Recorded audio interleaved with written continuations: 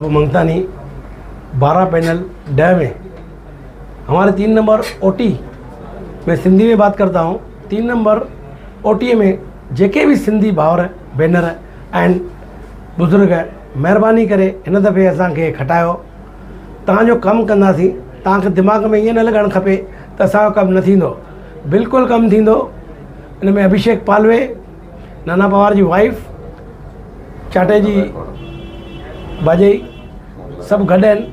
तव्हां कंहिं बि दिमाग़ में न कढो, सभु असां मिली करे हिकु मुस्त रहिया आहियूं, हमेशह साथ ॾिनो आहे। ऐं ख़ासि करके ओटीअ जे दुकानदारनि भाउरनि खे जेके तकलीफ़ूं आहिनि उहे बि दूरि कंदासीं।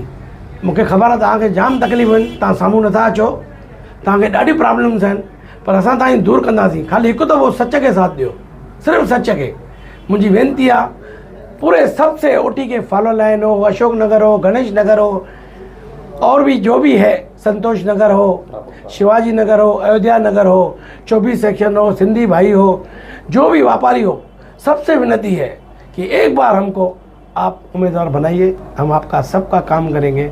धन्यवाद। जय झूले। अभिषेक, काय सांगाल, नवीन पॅनल या ठिकाणी तयार झाला, कशा प्रकारे लढत असणार आहे? सर्वप्रथम मी माझ्या पत्रकार बंधूंना धन्यवाद देतो की आपण आज आम्हाला जनतेसमोर आणण्यासाठी एक साधन उपलब्ध करून दिलं। सर्वांना माझा जय भीम, जय महाराष्ट्र, जय झुलेलाल। आज संपूर्ण उल्हासनगरमध्ये आज आपण एक वारं बघतोय, नई सोच युवा जोश।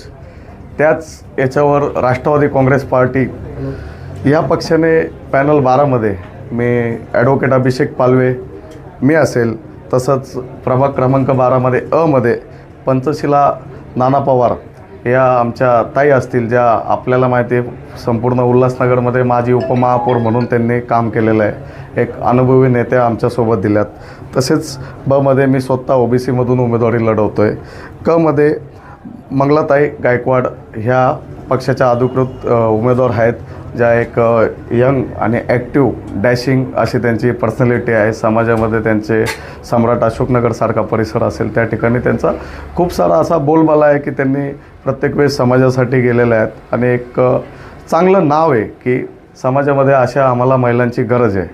आणि मध्ये जर आपण बघितलं तर सुंदर बाबू सेठ मंगतानी हे आमचे अधिकृत उमेदवार आहेत, जे माजी नगरसेवक म्हणून त्यांनी पहिलेही वाडासाठी विकासाचे अनेक कामं केलेले आहेत। गणेशनगर असतील, ओटी परिसर असेल, सिंधी समाजामध्ये त्यांचं स्वतःचं एक चांगलं वर्चस्व देखील आहे।